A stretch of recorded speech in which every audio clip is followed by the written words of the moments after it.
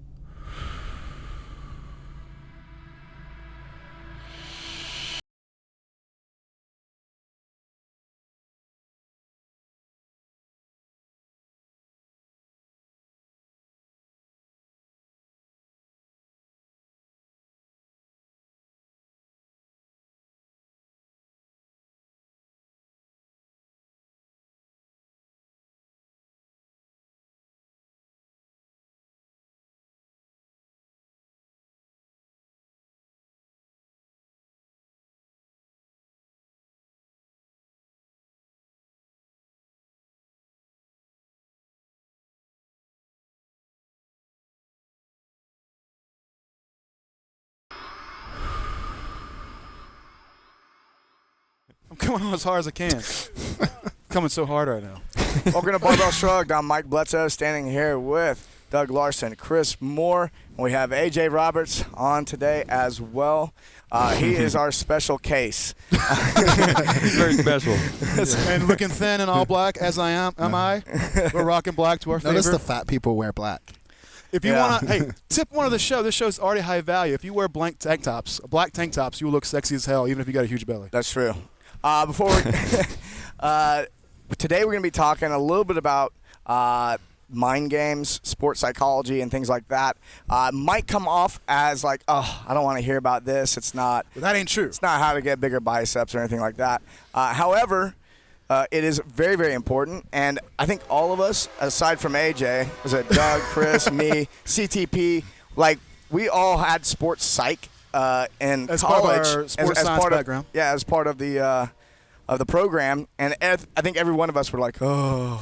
Yeah, you come in. What are you not paying attention? Yeah, what are you interested in when you want to get? That was definitely me. When you want to get gains, I was like, I'm already awesome. You're already awesome. You want to know? Usually, people are interested in. Okay, tell me about all the physiology. Like, what am I going to do lifting wise? How many sets, reps? What's most important? So, it's all the things that, let's say, you would consider if you wanted to build the biggest possible physical motor. How do I eat? How do I train? How do I recover? And that's super fucking important. But I think the longer you are involved in competition sports, powerlifting, weightlifting, the more you train, the more you experience and try to push your progress, the more you realize that pretty much all of it hinges on how you can command and control your training with your brain first. That's something you see more and more with age. And it's something you pay attention to more and more as raw gifts just won't do it anymore. As you have to train smarter to get the results that you can't get once you get a little older and you get to be smart. Like Michael Jordan used to be able to jump over 25 people and dunk. At some point he switches to strategy and how to play more mental games to close the gap and reach his true performance. So that's what you don't see when you're 18 and you're just looking to get as big as possible and get the biggest bench possible. I think a lot of high-level athletes, and I was actually attracted to when I was taking sports psych because it was like they were revealing these things that I was doing, but I had no awareness that I was actually doing them. So we'll get into what those things are, but things like visualization, just picturing myself, becoming a world record holder. Like these were things I was doing, and all of a sudden they're like, "Oh, you can train this," and I'm like, "Wait a minute, you can train this too?" And I was already aware of the things outside of just the weight room, and so it was like one of those moments where I was just like, "Wait a minute, like there's another skill for me to master," and I had the opportunity to learn from Dr. Damian Burden, who was the president of sports psych throughout the States. And because of that, I was dove into that. And I honestly believe that that's what set me up to become a world record holder. But I also think that's what set me up to be successful in other areas of life as well, because I started to see sports psychology and psychology are not that much different, and you can transfer these skills. So I think it's so important, but most people they're not aware of it because no one ever shares or talks to them about it, and they might not do any of it already. And so if they've gone through life, being average and not excelling at stuff, they might not have these natural skills that anyone can obtain and learn. Yeah. And that's the thing, most people don't realize is these aren't gifts that are just this isn't your genetics. This is a code that anyone can decipher and then it comes more apply. naturally to other people than some, but it's definitely something you should put into practice and learn. And you mentioned awareness. This is something that reemerged in our awareness at Julian's place at Strong Fit. A couple weeks ago, we did a show with Julian Strong Fit in Los Angeles. And amongst the things we learned, how to assess weaknesses and the importance of getting a novel, awkward experience with a person who knows a lot live, because we're having us do new things. We're thinking about things in new ways. We're feeling things new. So it was that component too. But then there was a huge obvious component where as he did that, he led us into our pain cave, which was basically there's all this shit you can think about: training, programming, pacing, strategy. But let me push you into a very deep, dark place and let me see how you react, both your physical form, what gives out first, but also when do you stop, how often do you stop, because this is the real sign of what needs to be worked on. That was the deepest hole I've gotten into in a long, long time. I haven't been challenged like that in forever. And let me say, Doug, you're fit as fuck, man. You've been running hill sprints and everything. And I'd say you were not unfit, but this was just a whole nother level. Oh yeah, I've been running really hard hill sprints. Max effort 30 to 40 second sprints up a very steep hill. The hill by his house is ridiculous. Yeah, and they're certainly hard. But the thing that was different with Julian versus what I had been doing was I could make it to the top of the hill sprint, walk back down at a casual pace, run back up, do reps like that, get very, very tired. But with Julian, the difference was when I got really, really tired, even when I couldn't move the sled, there was still no option to stop. He would just lighten it up a tiny bit just so I could move it just a little bit more, and I would just keep going. It'd be like running up a hill sprint until not until you started walking, but until you were like power walking until you just like couldn't step anymore. And that's like the most tired you can get. And I had not felt like that, where I was breathing that hard and I was that nauseous and I threw up that many times in a very, very long time. And it's amazing what you'll do when someone else believes that you'll do it versus yourself. Like when you're in an environment where the people around you are pushing you, you'll go deeper into that hole because you're thinking, I got to quit, and they take the plate off and you move a little bit more and they know you can do more. And so your mind's saying, I can quit, and then they make it where you can do a little bit more. So now you start to trust them and you go deeper and deeper in that. And it sounds like you guys, what he took you through is similar to, it's basically like you've got to break someone to really find what their weaknesses are in order to be able to build them back up. That's where the sled was super cool, is because the risk of injury with a sled is really, really minimal compared to with a barbell.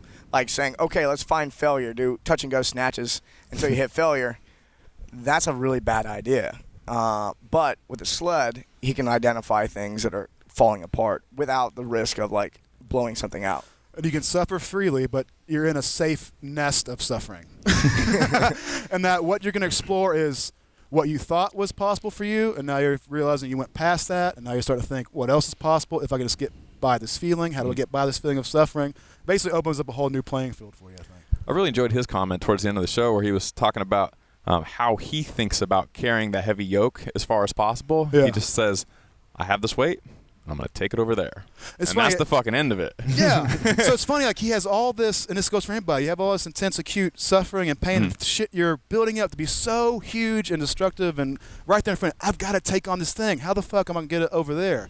His solution was just simple strategy, can cut through all that noise. What did you say, burn the questions? Burn the questions as he ended part 2. And that every time you ask yourself, am I good enough? Am I strong enough? Is this what I need to be doing? Isn't there something better I could be doing? Can I just cut this up and do 5 sets of this instead of 1 all out? No questions. You know that movie, What About Bob? Y'all seen that movie? Oh, yeah. Who's in that movie? Is it Bill Murray? Yeah. I don't know if it's Bill Murray. I'm trying to think Anyway, exactly. what about Bob? So one of the big parts of that movie is he's kind of a doofus and he's getting therapy and whatnot, and what the therapist tells him to do whenever he gets into a situation he can't handle is just to use baby steps. Baby steps just to do one very simple task at a time, and using that very simple strategy he ends up untying himself from having a bomb strapped to him and all kinds of other things. Even though it would be a very stressful situation otherwise, he's able to very calmly get through this very stressful situation. And I actually have taken that since I watched that movie 15 years ago. And anytime I'm doing something really, really hard, it's all right, calm down. What's one step at a time? Baby steps. Just what about Bob? Yeah, and it works really well. Well, I think it's beautiful because like you could take all the periodization and fancy shit about training and life and boil it down to what can you do right now? What is the thing you could do right now? Take the one step. It solves a lot of things. But I think people miss the little things. They're so focused on the big thing, and they just don't do the little things. And if they just took care of the little shit, the big stuff would become smaller and smaller and smaller. Well, yeah, that reminds me of goal setting. That there's always two things you got to be mindful of: the long-term thing you want, and then the short-term thing that gets you one baby step closer to that direction. Yeah. Without that gap-closing exercise, and without a daily accountability and monitoring and assessment of those steps, and without a measurement of what's happening with you, where the fuck are you going to go? You're going to nowhere. Right, a very similar thought that I had with the "What about Bob?" baby steps comment was. We're gonna link this movie in the next part. Doug loves comedies. I do. I like it more and more as I get older too. Yeah. But younger when I was, I want to say I was reading Combat Swimmer, one of the Navy SEAL books about how to go through buds and Navy SEAL boot camp and all that. Commander Gormley, I think. Oh, yeah? I don't remember. And so this is years and years ago, but I remember one of the things they said in that book was the guys who get through Hell Week, which is basically like a 5-day Metcon, is like an easy way to think about it, where they don't sleep for like 5 days and you're moving the whole time. But it's super hard, and you're working out for 5 days straight, basically. And the guys that did really well, according to, I believe it was this book, were the guys that didn't think into the future. If they were like, God, I got to do 5 more days of this. I'm really tired right now. I'm going to do a 4-mile bear crawl. Fuck, this sucks. The guys that thought about, man, I have 3 more miles, or I have 2 more days of this, or whatever, those are the people that end up quitting because they got in their own heads. And the guys that were just like, they're just, our friend Brad Blanton, he wrote Radical Honesty. He says if you want to be radically honest, you have to be dumb as a stick. Which means you can't think about anything. And when he says it great because he has a super thick, maybe Texan accent. He's like, you gotta be dumb on a stick. You gotta be dumb. That's what he sounds like, really. And so the guys that are like on a 4-mile bear crawl at Buds, all soaking wet with sand all over them in their eyes and in their mouth and whatever, they're super miserable and they're cold as shit. If the guys that can just be dumber than a stick and just like go one step, one step, one step, one step, and that's all the further into the future they think, those are the guys that tend to make it. They're the ones that can be, quote unquote, the most mentally tough, not because they're tougher necessarily, but because they're making it easier on themselves. And so that's a key distinction too. And they're accepting where they're at. It makes me think of any time, not just in the gym, any time you're looking way off in the future and you're comparing where you're at now to what you might have or what could be coming that's more painful that you have now, you're just going to suffer with that shit. I mean, you just set yourself up for suffering. That shit's never going to get any better. It's only going to get worse. You got to be, whatever it is, you got to be willing to eat that sandwich. Well, we mentioned this earlier, but it's like what you think is like the fear or what you're scared of is never really that big of a deal. And they've proven, I wish I could recall the study, but like most fears, most stress, all of that is all made up. And it's from the person just overthinking things. Yeah, I mean, you're creating the world. It's in your head. And one of the things, Luke does at Westside, you just get thrown in, right? So if you were scared of snakes and you just were in a snake pit, you instantly would have to respond to that. Louis brings snakes into the gym. Like Indiana Jones style, he just throws you in a pit with but I mean, we would show up and it was like, we knew we were going max today, but we didn't know what we were doing. And it was like, what do you want to do? And then it was like, here we go.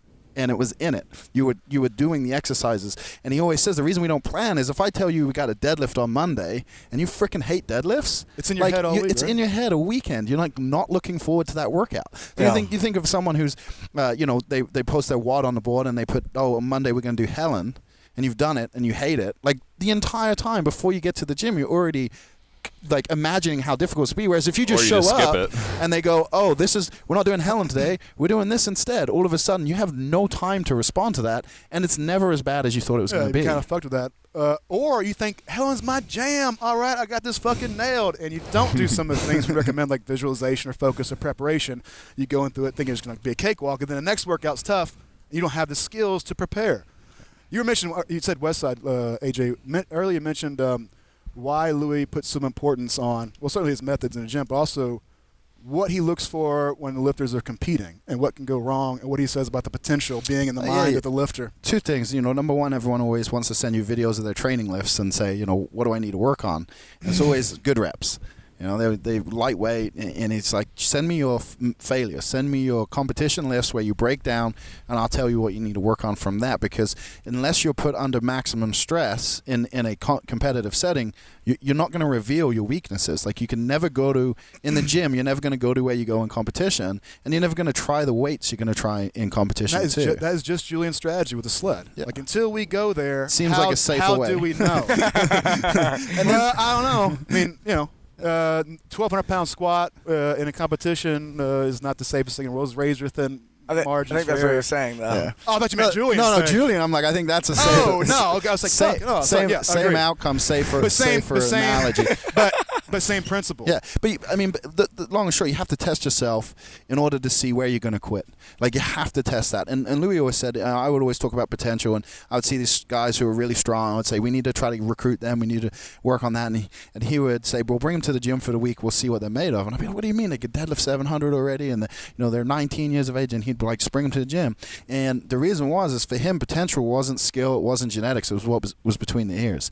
And he called these people, like, a lot of these were mental midgets. Like, they would do these big lifts in the gym, and then they'd go to meets and then never perform. Or, under pressure, they would break and they would leave the gym early. They would never stick around to do their accessories because the first movement just crushed them if they didn't beat someone. And I watched it in the gym. One of our best lifters, he won everything, and then all of a sudden he started losing on max effort day. He was gone within a month. He just quit. He couldn't handle it. And Louis talks about that's the real potential if you think about it, how many people out there are probably good enough to go to the games or good enough to be on a grid team? Like, there are so many people physically, they have the motor, strength, the motor, but then it comes to tryouts or it comes to the open, and they don't get through it. And a lot of that is what's between the ears. And you see it at the games with athletes too. Athletes who should place higher than they do, they have a couple of bad runs, and all of a sudden everything, even the stuff they're good at, they're finishing low at. And it's all self-talk. It's all what's going on between their ears. And I think most people don't realize that applies to all areas of life, right? If you think about it, if you go in the gym, you have a shitty workout in the gym, you're in a bad mood, then you go into your regular day, like, you're probably not going to have a good day, right? And so these, like, it's like I said, a lot of this sports psychology just transfers into life, and you learn how to do it in the gym. It's easily, you can take it out of the gym. I'm about to say, I think at Westside too, for all the giant freaking beastly monsters there, I would also say, in my experience, and maybe you'd echo it, I always saw plenty of people there who, if I was going to judge them on their ability to perform, I'd say they're not maybe the best lifter, but what I saw in them was incredible work ethic, incredible drive to coach. Like, the cool thing about Westside is after every single set and rep of everything, everybody is coaching each other all the time. There's a push towards excellence, a push towards holding the mental edge. Yeah, you got to understand your role. You got to understand who you are and what part of the system, organization you're in. What role do you play? Yeah. Some people are meant to push the number one, to challenge the number one, but there will always be number two, and that's fine. Yeah. There's nothing wrong with being number two. You can still do very, very well, make a lot of money. If you're not first place, you're last place, though. Yeah, I watch Ricky Bobby. Who does number two work for? That's the real question. So you tell that turd who's boss. But it's just understanding the switch between. So a number one is, I'm gonna win. Like, and you see this a lot of UFC fighters. I love UFC. I always talk about it. Like, their confidence is like, I'm going to knock the guy out. And then the other guy is like, I'm going to go in there, I'm going to give it my best. And that guy's never going to win. Right? And if you talk in the language of, I hope to, I want to, someday maybe, like, it's never going to happen. When you talk in absolutes, then that's the switch. And that's where you can see it in people. But it's more important to understand that about yourself, because each person takes a different requirement of sacrifice, and it depends on who do you really want to be. And if you know who you really want to be, then you can be okay with you don't have to be the strongest, the fittest. You can just be okay with getting better. And that's an important distinction, because I think too many people think, like, because of the people around them, I have to be this person, I have to be the best in my gym. Maybe you don't.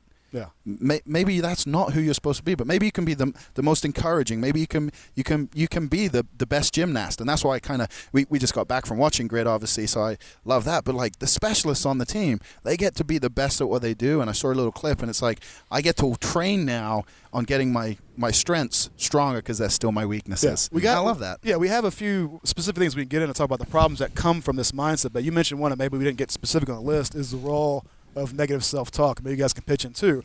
But I think there could be somebody who has programming and a plan that's just fine, and they've committed. They've got their fucking latest Reeboks on. They got everything. Everything they think is important is fucking there. Knee sleeves. That's like the Everything new is there, and the bar is loaded. And what you'll see is the way they talk to each other, the way they think about themselves as they're going to the platform is really a problem. Especially as like if an average CrossFitter unracking a heavy squat, and then witnessing what they might say to themselves right before they pick it up, like, oh man, I hope I can get this shit. That's what actually Yeah. happened to me What do you just, think? just 2 days ago. Yeah. I was in here squatting, and McGoldrick had me finding a 1 rep max on back squat in 10 minutes, and I was like, well, I haven't found a 1 rep max in a while, and B, I only got 10 minutes, and so I'm like trying to plan how it's So going already to go. now you're setting expectations for yourself that it's okay if I suck today. I actually did really well, and I like having the 10-minute cap because it allowed me not to think so much, right? But I did find on my last set, like when I hit a certain amount. I hit like 365, then I was going to make a jump to 385, and I hit 365, and I got a little wonky in the bottom, but I came up, I racked it, and I was thinking, and then all of a sudden, like, I had like say 90 seconds in between the next set, and I'm thinking, running through my head was like, what am I going to do if I fail? And I was like, what is going? And I was like smacking myself in the head. I was like, no.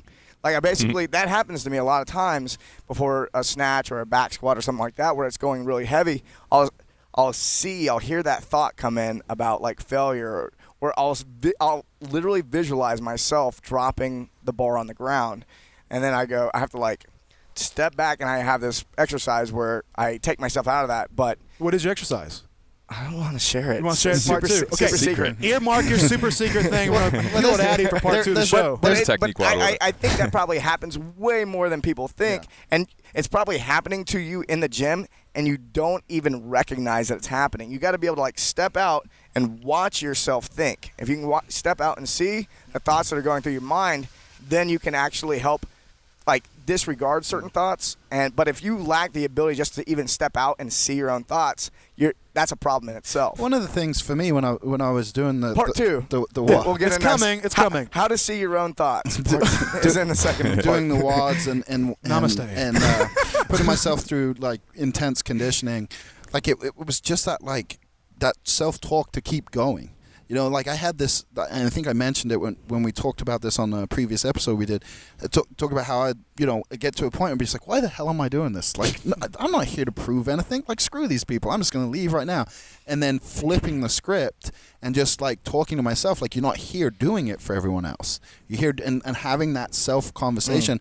And I think that, that quote, whether you think you can or you can't, you're right.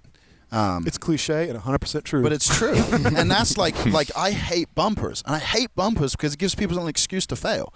Like, I never picked up bumper plates. I never picked up a weight. Bumpers on a car? No, bumper plates. That too. I mean, the bumper's only there if you get in an accident.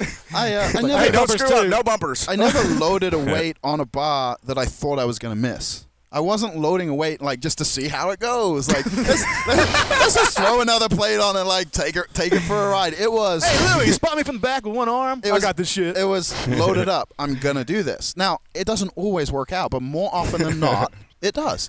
And I think that's the thing is it's never always going to go the way you want it to. But if it goes the way you want it to, more often than not, you get the positive momentum. Whereas if it goes the other way, failure after failure, you get negative momentum, and so now you have this negative self-talk where you're already showing up to the gym thinking it's going to be a shitty day. Why do I even bother? Like, what's the point of training? Like, and it sounds so like out there, but think about, and if you're listening to this, just think about the people in your gym, the people you know.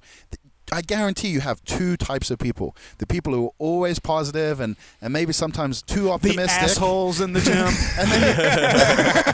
And then you got the negative people who, like, it really seems to be, you wonder, why are you here? But they show up every day because they think they should, but it's like, they never get better, they never improve, and the rest of their life probably sucks too. But, like, and because I believe the gym, like... You said that with a bit of angst. Well, the rest of your life probably sucks, doesn't it, I just asshole? believe for the people, like, listening, and I know for us, like the weight room is the foundation for the rest of our life. Like, we find ourselves under the bar. That's where your daily physical practice occurs. Yeah, and sharpening of your sword. And for some people it's other things, but like if you're into health and working out, like that's like your muse. That's like your sanctuary. And if that's screwed up, then there's probably no hope anywhere else. Yeah, you mentioned the UFC earlier. In 2005, maybe, when I was still living in Oregon and I was training at Team Quest, which is a super famous MMA gym that Randy Couture, Matt Lindland, and Dan Henderson, and Chris Lieben, and a whole bunch of other guys used to train at. And the owner of the gym, Robert Follis, he was telling me one day at practice, he was saying, you know how I know who's going to be a really good fighter someday? I'm not. Took that to say, tell me. You're like 18 at the time? Or Is this a rhetorical question, Coach? I was like 21, 21 at the time, and I'm interested in being a fighter, and I'm like, fucking tell me, I really want to know. And he said, it's the guys who when they screw up, they laugh about it and they don't care. Like if they're boxing and they go to slip something and they just get punched right in the face and they almost get knocked out and they're just like, holy shit, that really hurt.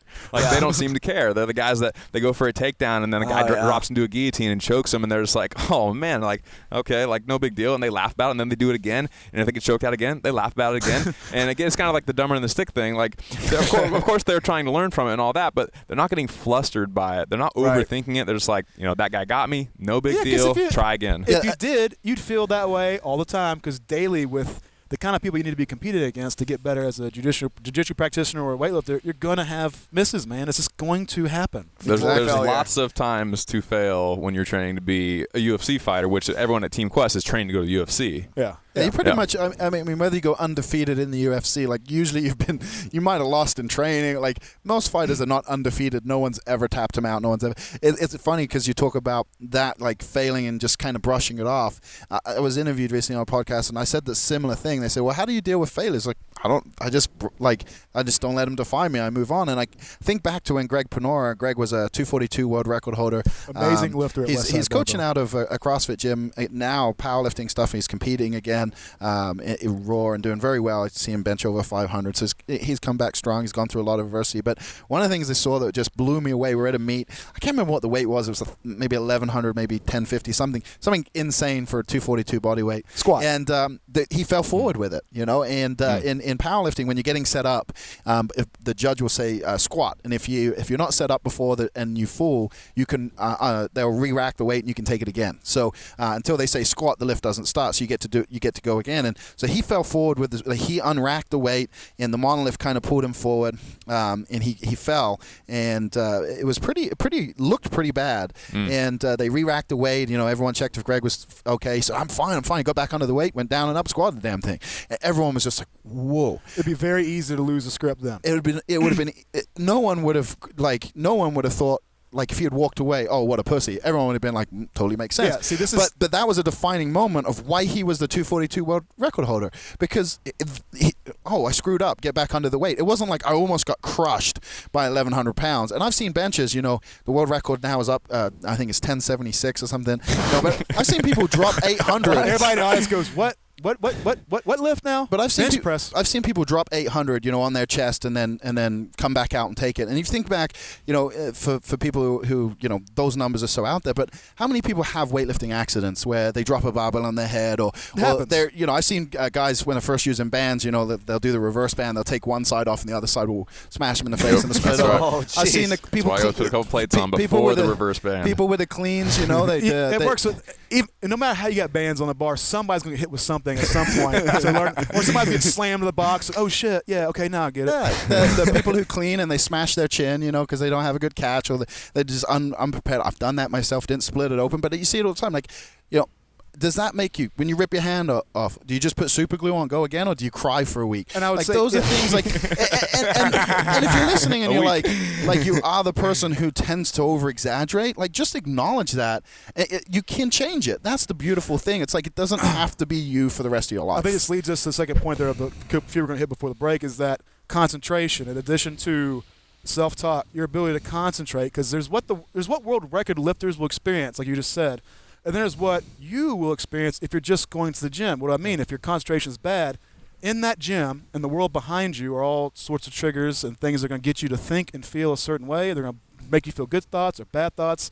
You go into the gym, you're hurried, you're not hurried, your friend's there, he's late, the music's awesome, you hate the fucking music. There's all these things that will, you have work to do. More often than not, I hate the music. Yeah.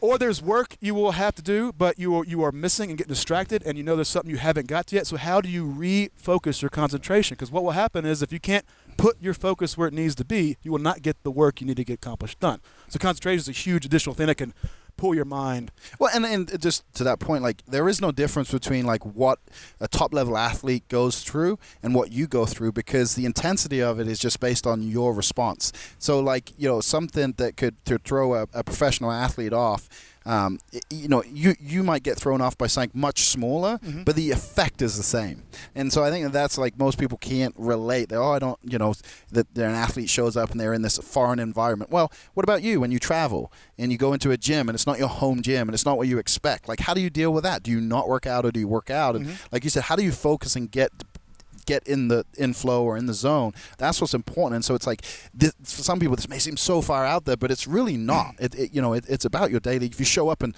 someone happened, there's no girl bars left, and you're a girl, what do? Do you go, oh, I can't work out, or do you grab a male bar and say, screw it, I'm just going to do this? Like, those are the things. And I think that for me, it was always going back to just understanding the purpose of what I was doing. Why was I doing what I was doing? It wasn't for that day. It was for a greater purpose. Like, it was moving me towards something greater. And so it was just doing the work, and call it delayed gratification, whatever you want to do. I think that most people need to understand, like if you're just training to train, it's going to be difficult to get focused. Yeah. Like, deadlines or, results, whatever the end goal is, like, you should have something you're shooting for. And it could take you 5-10 years, but have something, Like, you go in and do the seal fit, that challenge. Was it Kronov? Is that what it was? Kokoro. Doing that, like, that could be your challenge, right? Getting in shape to do that. That's completely different than anything else. Being a powerlifter, I'm begging the question a little bit, because the next point on our list is arousal. For you, how much not raging boner arousal, folks. Everybody simmer down, red cheeks all around. I'm sure there's some points we can make there. We need to do a sex show coming up, but this is a different kind of arousal.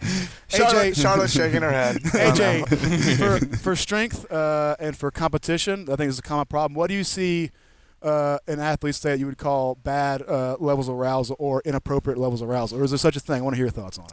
A lot of people, I'm an idiot.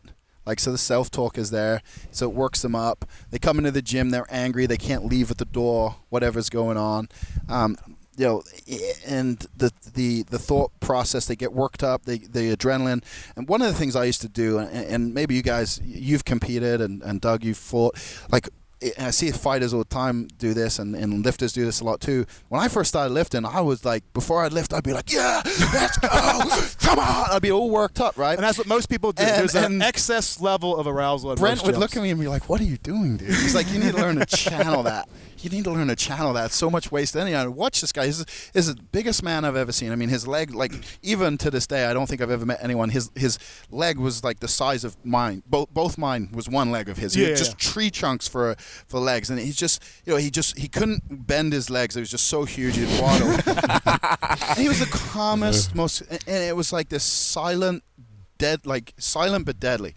And as I watched and I started to really pay attention to people who were really great at their craft, it wasn't the loudest, the person that made the most noise. It's the person who had the ultimate confidence and just was still with it. Yeah, I think what people miss is that if you get maximally aroused, there's like inverted U of like low arousal to as roused as you're going to get. You are playing Ride the Lightning at 11 on the gym stereo, and you put all the C4 and all the venti lattes down your throat, and you are fucking losing your mind.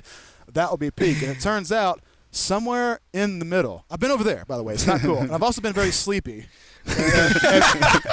And maybe a little bit of other things while I'm trying to train on the other end. But right in the middle is an optimal level. And why does that matter? It's because if you're in the gym, you're trying to move the most weight possible. You're trying to lift for quality. If you are so amped up and motivated that you can't tell what is firing when, everything is just going at once, and you're like a new guy at a jiu-jitsu tournament where everything is red and purple and strained, and you're just fucking trying to not get choked, and you're just going to choke the other guy. How do you know? The voice of experience. Yeah, that was me. But in that situation, how can you think about what phase of the lift you're in? How can you think about, I'm in the second pull now, and you're not thinking about this, but how does your body know when certain muscles should be tense and engaged and when other ones should be relaxed, because if the wrong muscle's turning on the wrong time, are you going to snatch maximum weight? Are you going to squat 1,000 pounds, 500 pounds? Those things can't happen. I got a great story because so in powerlifting we use ammonia caps, right? And if you've never smelt ammonia, it's basically if you get knocked out, they put ammonia under your nose and you wake up. We use that stuff like to get like worked up, and I had to stop using it because I couldn't focus. And actually at Worlds in 06 for my first deadlift, I was hurting pretty bad. So I took a huge hit of this ammonia, ran up to the bar, goes to deadlift the bar, like one side comes out, I drop it, and I look down, and I'm like stood off center on that bar. I was so in the zone in my head that I had no awareness of what was going on around me. And raging bull in a China cabinet. And that happens. I see people in the gym going to that level, and it's like that's not sustainable. So that's the other side of the flip coin. Like Tuesday. Yeah, it's a Tuesday afternoon after work. Like, motherfucker, I'm gonna crush Fran. Turned up on a Tuesday. Man, calm down. We gotta work out tomorrow too. But that's the thing. Like, like with weightlifting, I always get baffled when I see people like the week before the meet, they go in the gym and they like hit their like PR, and I'm like, why didn't you save that to the meet? And then they go to the meet and they don't hit it. And culturally, weightlifting train very differently. But I've always been like, it would be like a fighter taking a spar, like full contact spar, the Monday before a fight. Just doesn't make sense, right? Football players don't scrimmage full pads the week of a game, like during the week of the game. Like they might have one day where there's a little bit of contact, but for the majority of the time, like training, competing are two different things. Arousal is you just have to know. You have to know when you need to go there and when you don't. And I think that's why so many people, they can't control that wave. And if you can just understand that, like, it's not all out all the time. It's impossible to do that. And if you understand that, then you're gonna survive a lot longer. We'll give you some strategies later on the show. We got two more things to hit before the break. We get the solutions, but also there's typically when you are not getting maximal mind gains with Z. What else could be lacking? I think there's two more important points. There could be a total lack of visualization. And then also a total lack of ritual both before training and after training. Mike, do you do any visualization training? It's funny, AJ was talking about this when he went to school, and a lot of things they were talking about he did naturally. He did it already. And visualization is one of those things where I thought that everybody had that same thing going on, but I naturally have a lot of visualization going on constantly. And so back when I was competing in weightlifting, it was like literally if I was sitting still and competing was a thing I was thinking about, I was thinking about snatching. I was thinking about what I look like when I snatch. And I was thinking about how it would feel and all that. Do you think also from your perspective and also how you look snatching from somebody else's perspective? Yeah, so there's first person and third person. And I actually find third person to be very, very beneficial with visualization. First person would be like... Don't say exactly how. We'll get to that later. Yeah. But yeah, I find that I naturally do a lot of visualization. And when I learned about it in class, I'm like... I think because I was already doing it, I thought that they were trying to explain something that I wasn't doing, and I had a hard time grasping it, and I was like, And most people see it as a obsession. A lot of people, they think it's a bad thing. Oh, you're obsessed with weightlifting. All you think about is weightlifting, Mike. All you talk about is weight. Matter of perspective. Yeah, you know why? Because that's your goal. That is all I think about. And that was the same as me with lifting. I always thought about squat, bench, and deadlift. That was the topic for every conversation because I was always thinking about it, and I just assumed if you were another lifter, you were too. And it was a very strange thing. Living a meathead code. Yeah, it just we all love lifting, right? Wouldn't you want to talk about it? It's not even lifting. It's like no matter whatever it is that I find most important in my life at the time, that's what I see in my mind all the time. And so yeah, I mean, actually seeing it happening, not thinking about what could go wrong, like actually just seeing what I want to happen. And the next thing I know, 6 months later, it happens all the time. Yeah, I think if you're someone who's good at visualization, you'll actually find that those visualizations just end up happening. Doug, do you need a visualization for MMA bouts or anything like that? How deep do you go into that? I do a little bit. Leading up to a fight, the last thing you want to do is get hurt. And that's the hardest thing not to have happen in MMA. The whole sport's designed, like you're trying to hurt the other guy's trying to hurt you. In practice, you're not trying to hurt each other specifically. You're not trying to injure each other, but you're definitely trying to win, and by winning, you're oftentimes hurting the other person. So, yeah, it's a combat sport. That's right. So yeah, leading up to fights, a lot of times, the closer and closer the fight gets, the less and less you're sparring, and the less that you're you're training really hard with another person. You can hit a bag, you can drill moves and whatnot, but you don't really train full speed. And so leading up to a fight, because you can't train, or because I can't train, I find myself doing more and more visualizations leading up to the fight, because it's a safe way to run through all the things that you have specifically drilled, especially if you're looking at your opponent as a person who has a particular style, and you're trying to match his style. Here's all the things, or he has openings, and here's all the moves that I've been drilling specifically leading up to this fight that'll probably work well against that person. But I'm not really; those aren't my moves. You know what I mean? But I need to use them in this fight. Tactically, it makes sense to use those moves. So a lot of mental rehearsal of those moves. When he throws the punch, I'm going to go under and shoot the shot or whatever. Yeah. I do a lot of visualization for MMA specifically. And the last point on that is that for me, it's less about thinking about how I look and more thinking about how it feels to do the move. Yeah. I'm always thinking about how it feels to do it perfectly. That jives with the evidence. We can link this stuff in the notes for people who are interested. But if you study what goes on between a brain and a muscle, and there's a lot of classic exercise physiology on this. Mm-hmm. Like if you're going to think about contracting your bicep, the thought alone will excite and cause a pattern of activity in muscle that is almost like you did it yourself. Not to the same extent, but the thought triggers an action. Same thing with strength. If you rehearse a style of contraction, let's say a knee extension where they're going to measure how much force you produce, your ability to imagine what that contraction is like without even doing the contraction will make you stronger. And if you measure it, just thinking about it will allow you to produce the force better, like a 12% increase in force. And the cool point is that people will see people like AJ, Doug doing this shit all the time, AJ going through his bench press movements or whatever, and think, there's a meathead who for 2 fucking seconds can't stop thinking about what he's doing. But the truth is that when you can't train, or when you get home and you're not training anymore, but there's this time where you're at home doing nothing, you can get real, efficacious, valid bang for your buck just by rehearsing what is important, what are my cues, what are my sequences, what muscles turn on when, just pretending like you're doing the lift. Extraordinary, scientifically proven way of boosting your performance. Let's take a break real quick. We've been going for a long time, and when we come back, we'll reveal the other things on this notepad. Secrets.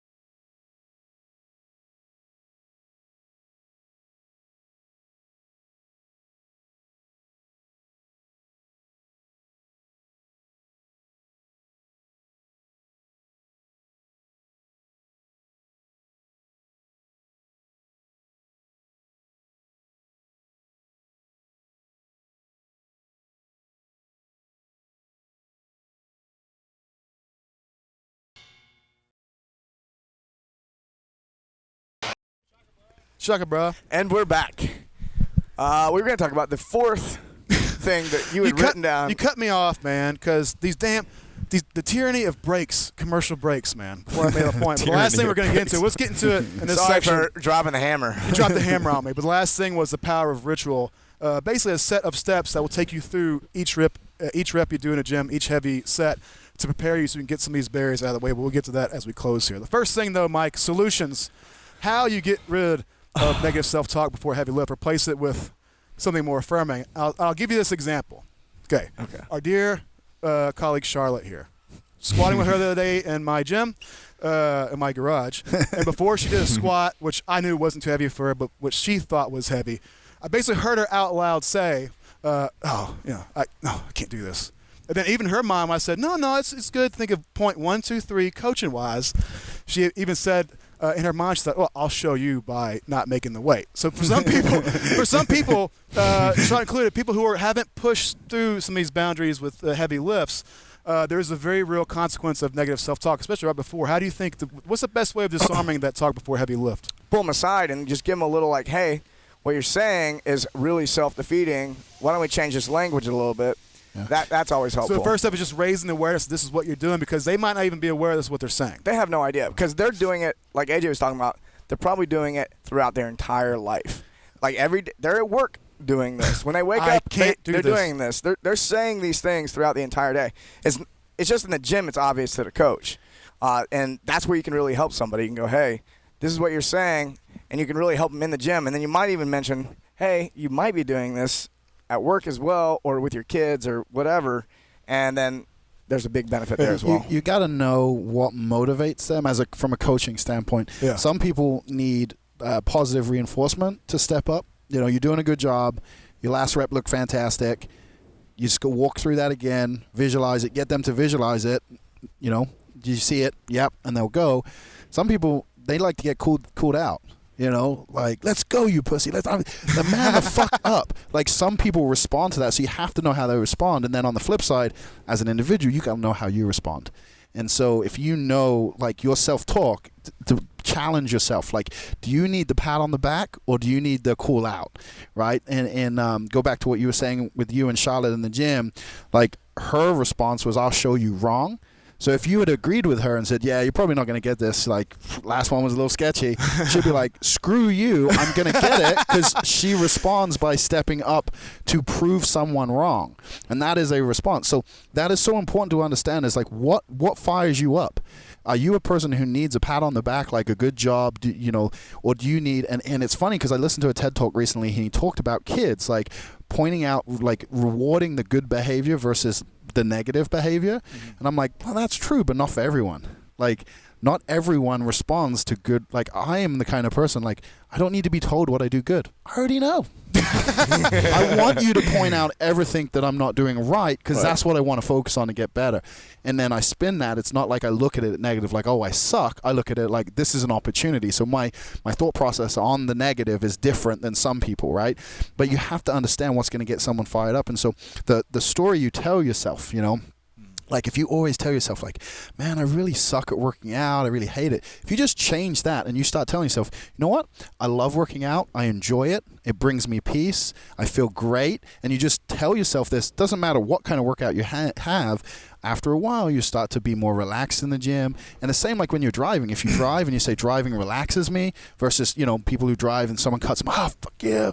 Like, if you just change the script from what you're saying to yourself, like, driving is relaxing. It gives me time to think. It gives me time to process. Everyone's in a rush, but I can get to point A to point B in the time that it takes.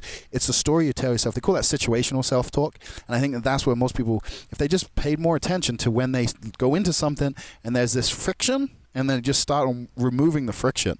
And that is the kind of, the self-talk and the conversation that's going on that you can quickly change. Like, same with, like, your relationship, if you're like, I don't want to go home, like, my wife doesn't love me, we have these problems. This is a whole other issue. You need a separate set of skills. But no, it's the same thing. If you went home with the attitude is, my wife loves me, we're going to have a wonderful evening together, like, eventually, more often than not, it will be that way. And we talked earlier about what you focus on. It's all about what you focus on and the language you say. And it sounds so woo-woo and so cliche and so out there thinking, the whole law of attraction thing, but it's like, I've yet to be seen and been proved wrong that people who are positive, that reframe things from a negative to a positive, that it doesn't work. Yeah, you mentioned the word relaxation. That's one of our things, is controlling arousal before heavy training. And apart from not taking 1,500 shots of C4 and coffee before you train, and adding in the positive self-talk, which can soothe excess arousal, what are other ways we can relax and focus if we're going into a competition or training too amped up and we're not going to get the most out of our training? I think just doing some breathing exercises before. We did a technique blog with Mark Devine. Of Seal Fit? Yep. And he did some box breathing. I find that to be really helpful. You want to give a quick summary of what box breathing is, Mike, for people who don't want to go look up that link? Yeah, box breathing is just timing your breath. So you have a time allotted for your inhale, your pause after you inhale, your exhale, and then the pause after. Kind of like tempo. So it's tempo breathing. Yeah, it's nothing fancy, it's controlling the duration. Yeah, and box breathing can be a lot of different things. The times can be different. You can have faster exhales than inhales for a different type of effect. Usually you want a longer inhale to have a certain type of effect. I find that in the moment, and one of the things that Mark teaches is, a lot of guys in combat, it's good to, like, do a lot of nose breathing that'll help calm down the nervous system a bit. Mm-hmm. So you're very, very excited. A lot of nose breathing is actually going to help that out. A lot of people, when they're trying to relax, get into a space and kind of get present in the moment and kind of try to forget what's going on. Big inhales through the nose, and then an exhale that is audible, and something that demonstrates that you're letting go. It's like, I mean, I even know some people who make, like, animal noises.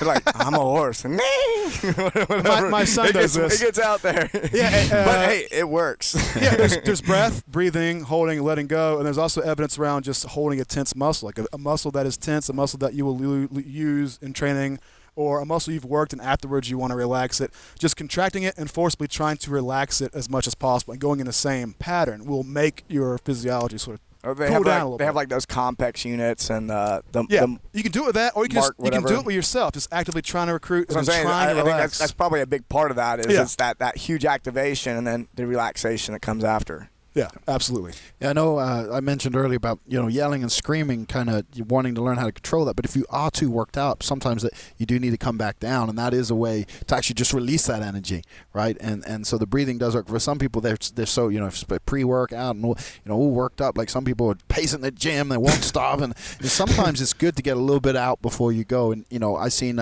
guys like getting ready for deadlifts and stuff, and they'll do some jumps, to get some of that energy out, and also kind of helps a little bit. But those are the things like physical, just like a physical exertion can change that, like not a maximal attempt, but doing something just to bring you down a little bit, to be able to focus. Sometimes you're too stimulated, you're too worked up, too emotional, and almost you're emotional on the verge of like almost a breakdown, right? It's like a thin line between like crazy, angry, intense, ready to smash some weight, and like I'm gonna break down and cry because I'm so overwhelmed. Like it's such a thin barrier. That like, won't help you squat big weight. Break it down and crying like a baby on the platform.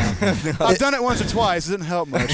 but it's this fine line, and it's like you think about if you want to like quantify, if you think about like that's the emotional intensity you're at, where you're like literally on the verge of tears because you're so worked out. Like think about when you've been emotional, you've been upset, you've been crying, like you probably not that in a state of mind to make any good rational decisions, and you're probably not going to perform. So if you're too worked up, like it's essentially you're doing this crazy 8 where you're going from anger and like real intensity to like breakdown and cry, and you're going to be bouncing back and forth, and you got to settle in the middle to be able to You can never channel. make it through a competition or a training cycle if that's your pattern of wild swings. I think only about the point I make about concentration, relaxation, I think this is one of those points also in training, where a practice like meditation of some kind, which is what box breathing is, it's what a basic concentration exercise before you lift is. It's anything we're going to try to have a thought happen and determine, or a trigger happens in the gym and determine, is this what I need to be focused on? Is this a thought that is productive to me or not? Your ability to choose between these triggers and remain focused on what is the most important thing, despite any kind of madness, is a real life example of something that can make you better. Yeah, that's what I was kind of alluding to in the first part was kind of being able to see your thoughts, stepping outside of yourself, seeing the thoughts, and deciding what to do with it. Is it something worth holding on to, or should I let it go? The majority of your thoughts should pass through and let go. Like, should I get a giant chicken burrito after I do my deadlift session? Let that thought pass. Exactly. I don't need that. It happens a lot, I sometimes have a hard time on the show. We'll be talking. We've all talked before we got here. We kind of know. Like, I already know what Doug might say or what you might say or something like that. And I'm sitting here and I go, and then next thing I know, I start thinking about boobs. Yes, and titties. So I'm like, oh. Is this a thought worth holding on to or saving for later when I'm in the shower and I have my lotion? which we is talked about. another That's arousal. another arousal control technique if you jerk off before you go to the bathroom. If you get one out of the chamber, you're going to do much better on your Fran. I don't agree with that. but yeah, it's one of those things where We got to experiment. being able to There's actually research on it, but if you do enough meditation, you should get to a point where you can kind of step out, see those thoughts come and go, watch them pass. And in the gym, a lot of times it could be like negative self-talk or something like that. It could be just concentrating on what you're doing, being able to call the thoughts that are most beneficial in, or really not really thinking about anything at all. Like being able to like kind of let go and just let the training take over. I'll take a good point about that. Yeah. If you look at research, theories about what athletes. Everybody looks at like a primetime athlete before he does something really extraordinary and goes, I wish I could experience what it's like to be that guy hitting the shot, snatching the big weight. What is it like to be in that moment? And I think the real answer is what flow research, we'll get to in a minute, which suggests is that nothing voluntarily, thinking-wise, planning-wise, the mind is not necessarily active. It's just they are just is happening. Yeah, they're right. playing. They're not thinking about fucking much of anything. This is unfolding. If you want to have the best workout possible, it should just sort of happen. Yeah, it's like when all the good things are happening. Why is this this is awesome, but why is this all happening now? And it's not explainable. Like, you can't really break down that feeling. And one of the things with arousal control I wanted to touch on, just so we're talking about bringing people down, but you also need to know how to step up.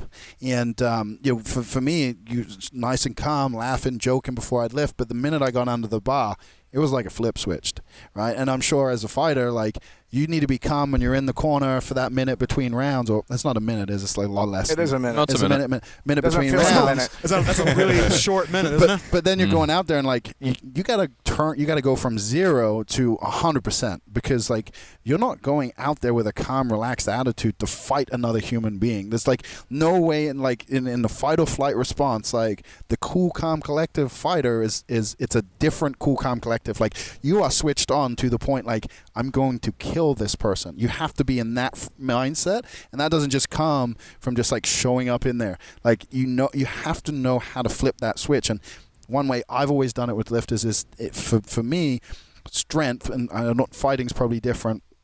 Maybe you can share, but for me, strength comes from a place of, like, pure anger. Like, the testosterone is fueled by anger. And so I would think of some of the worst things that have happened in my life in that moment. Oh, jeez. And that's why I transitioned into a different human being, and I was able to channel that through the bar. I would take all the aggression out, all the hatred, all the anger I had on the barbell, rack the weight, and as soon as I racked the weight, I knew how to bring myself You feel down. a lot better, like you had exercised some demons? Oh yeah, It was like a therapy session well, for you? for the amount of time I did it. That's how I got my demons dealt with. You know.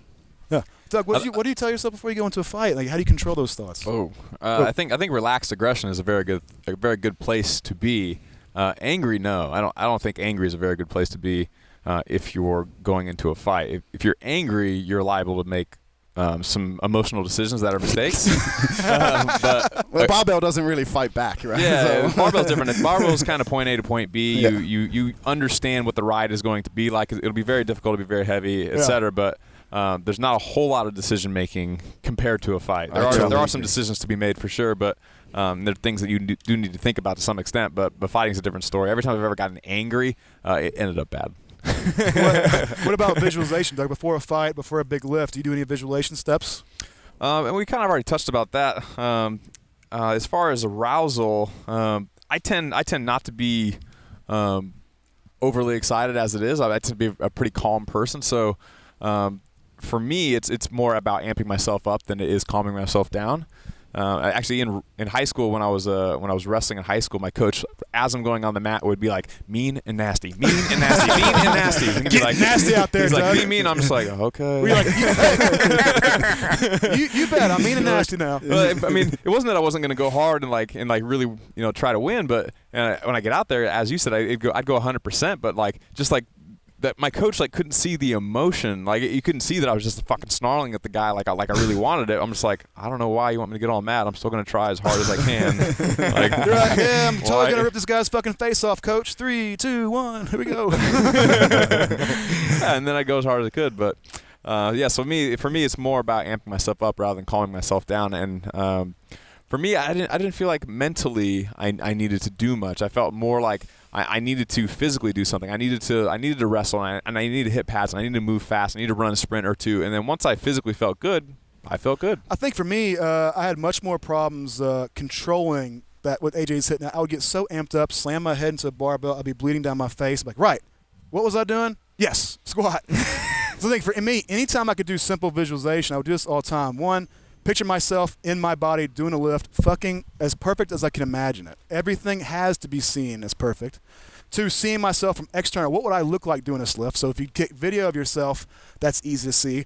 Or if you just imagine yourself, if you've watched yourself lift, you can get a good vision. Also, the pace of lifting. What do I look like doing this lift fast? What does this lift look like in slow motion? How am I moving? Again, constant reps. I'll be in the shower practicing a slow bench press, practicing a big bench press, feeling what turns on and my triceps turning on. Constant work. And that just assurance that I covered my bases, that I thought this shit through. I would show up and go, right, I'm pretty fucking amped up. Yeah, I did my nose torque and everything, but I know I've practiced as much as I can. That assurance was huge for me. Yeah. Seeing somebody do something perfect was really good for me back, years ago when I was competing in Olympic weightlifting. Whenever I would watch, the old Iron Mind Pure Steam's training hall tapes, or Zlatan Vanev was one of the people that I enjoyed watching the most. Watching him do a lift perfectly and very fast. If I could see it done really fast, then it made me want to do it really fast. And then I kind of hold that video in my head and just loop it over and over and over again about exactly what I was supposed to look like. I was supposed to look just like him. Yeah, I made a big leap in my weightlifting training when I was younger. When I went to the American Open, and I saw Kendrick Ferris clean and jerk for the first time. And Perfect speed. And I was like, that's right. I was like, oh, that's what my coach has been telling me this whole time. Is like that's what speed looks like. That's how fast. And then immediately the next day, I was like, clean and jerking way differently. That's why I always tell people you got to put yourself in the environment to see better lifters, like either where you train or go. Like if you've never been to a competition before, you're a CrossFit athlete, you join a CrossFit gym, and you've never been to a weightlifting competition or a powerlifting competition or a strongman competition or even a CrossFit competition, you probably should go and see the level of athleticism that happens at these things, so you at least know what you should look like. And then from there, it's a case of, like you said, seeing yourself do it. One of the simple things you can do is just record every single main movement you do and then analyze it, break it down, fix what went wrong in your mind. Like, oh, my knees came in. Okay, I'm supposed to keep these out. Think about doing it knees out versus knees collapsing and fix it. If you don't have a coach telling you, giving you this feedback, learn to be your own critic. You got to own your fucking training and learn to build it back up. That said, we're going to Worlds. Weightlifting World Championships are in Houston, Texas in November, so we will be there. Everyone should come. Absolutely. Get your ass down to Houston. Mike, one more thing. You cut me off before we did the first time. Second time. The power. We've got to shut the show down. The show's been going on too long. The last thing for making the most mentally before you train is the ritual, but before competition, before a lift. Do you have a ritual you go through every time before you lift to take out all these unknowns, these thoughts, and help you keep control and command over what you're doing at the present moment? Yeah, I have a similar switch as to what AJ was talking about. You step on the platform, like everything changes. Like you're a different person. The thoughts that are running through your head are differently. And for me, one of the things I do is I go through a physical ritual to kind of helps flip that switch.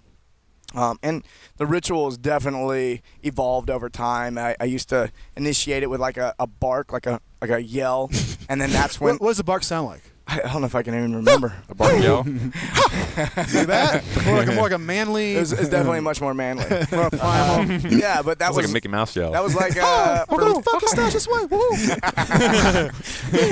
But I would do the bark, and then I would be. That was when the switch flipped. And then the only thing that entered my mind was the squat or the snatch or something like that.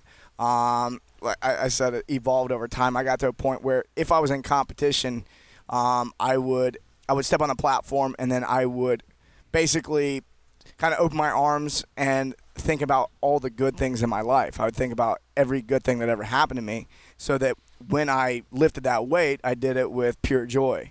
And which is the exact opposite of what AJ did. I was on that hate and rage vibe. Yeah. Interesting thing is when I started doing that, that's when I hit my biggest lifts at my lightest weight.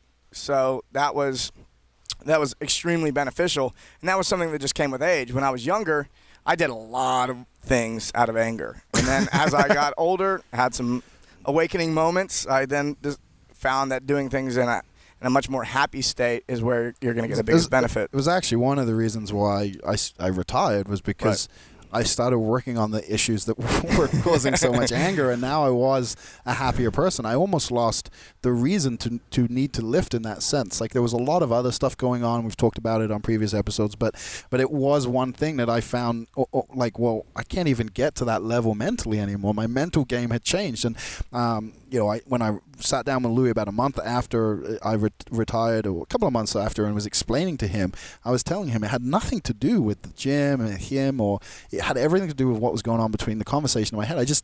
I didn't feel as if I could give any more. I didn't have that confidence anymore. Yeah. And the conversation had changed, and it was no longer something I needed. Do you think if you went back and tried a different strategy, you could have maybe had similar levels of success with a different strategy? It wasn't so I don't intense? know, because that was who I was and what made me work. And like I said, I had the fortunate, in college to work with the sports psychologists and learn to use what I was doing and train it. I trained it to get really good at it, where I think at that point it just maybe, but it was something that wasn't needed. But to go back to habits and rituals and stuff like that, and I think the easiest breakdown, most people think of how someone shoots a free throw, right? When in the NBA, every person who shoots a free throw has a routine they go through. And it should be the same way you set up with a barbell. The way you squat, you should have a routine where you take the same, like you set up, and you take X amount of steps forward.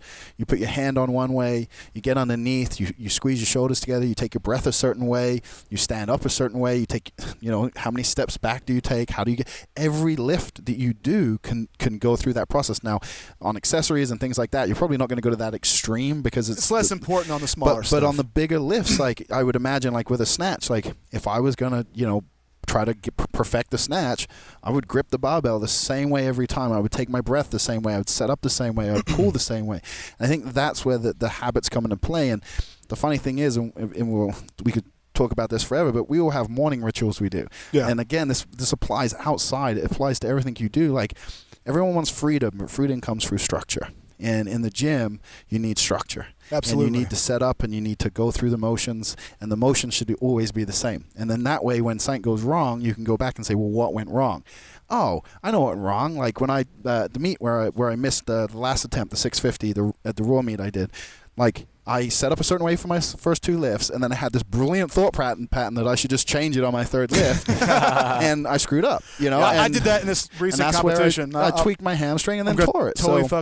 I admit, I took a second attempt on the bench press, tried a totally different thing in the middle of a competition. It still happens to the best of us. So rituals are so important, and I know like fighters have rituals. I mean, even down to like some people have lucky socks, right? Because it's a ritual. It's the same. I want to see a fighter wearing lucky socks. They got lucky underwear, right? That's so common in baseball. Baseball is the most superstitious sport on the planet. I swear.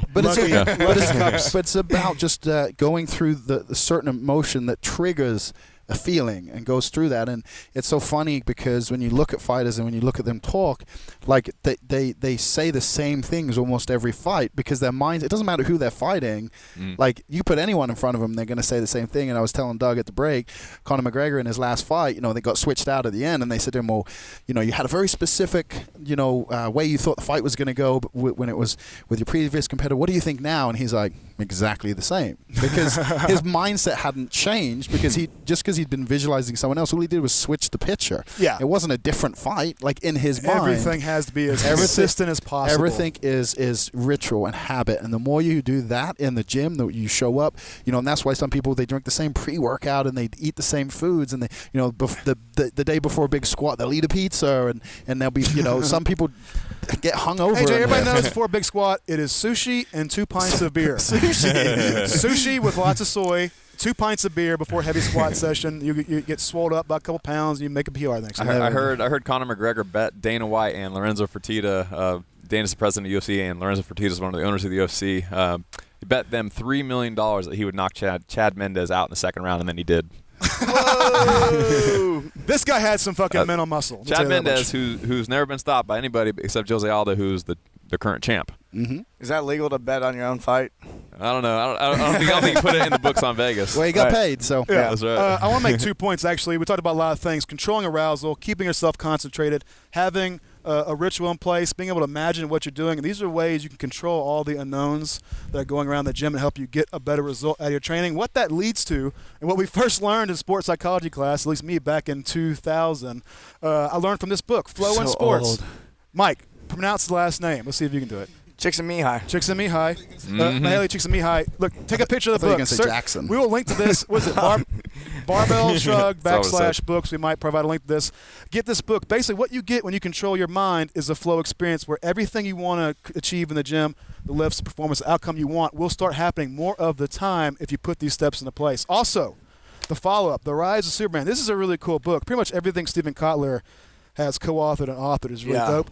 This book is like an extra step forward to look at flow. What you see in extreme sports, interesting, snowboarding, kayaking, hang gliding one, all these things where it looks like, shit, or like bodies, like sky, like when you jump off a cliff and fucking soar down the mountain face. Those little rat suits. Any of these sports where death is right around the corner, what you see is basically a consistent state of flow, and that's where you get extreme levels of high performance because there has to be. So 2 books on flow I'd recommend: Flow in Sports, The Keys to Optimal Experiences and Performances, because that's what we're after in this world. And then The Rise of Superman, 2 cool fucking books on flow that will educate you. You said all that very fast. People ask us all the time if we have books that we recommend and what books people should read. So you did say it, but you said it very, very quickly. We're going to put this at barbellshrugged.com/books, all the books that we recommend in shows moving forward after this episode. Go there, click, you get to get them. Quick note, when I was in college, I learned how to say that name, Chicks and Knee High, I changed it a little bit. I thought about chicks and knee highs. And so ever since then, it's like I first think chicks and knee highs. That helped you get an A on the essay in sports psych class. This is how I remember things. I'll also say he's got a book on creativity that's also amazing. Get that if you like to make shit. That's all we got, Mike. You want to close her up? Awesome. Thanks for joining us. Make sure to head over. We actually have a new store up, merch.barbellshrugged.com. Want to score a shirt, coffee mug. Like this sexy shirt right here. Yeah. It's one of our new ones. Deep. Then go check it out. If you're listening to this at a later time, there might be different shirts there. But And also, thank you to our friends here at Physical Culture 101 in Leucadia, California, for letting us record out back. They're always super cool to us, and they let us record here whenever we want, so we appreciate that. Thanks, fellas. Tommy and Coops. Gym. Yep. You bet. All right, guys. See you later. Thanks for joining us. Cheers. Join the conversation every week after the episode over at barbellshrugged.com. This is also where you'll find new episodes of Barbell Shrugged, Technique Wad, Nuggets and Pearls, Barbell Business, Get Change, plus new articles every day on our daily blog, written by us, guests of the show, and some of the biggest names in strength and conditioning. So, go there and leave a comment now. Oh my gosh, wow, that's so cool. Yay, that's so awesome. Did you like this video? If so, subscribe to our channel and share this with your friends. And if you want even more free, awesome resources to help you reach your fitness goals, plus some updates that we only share over email, head over to barbellshrugged.com and sign up for the newsletter.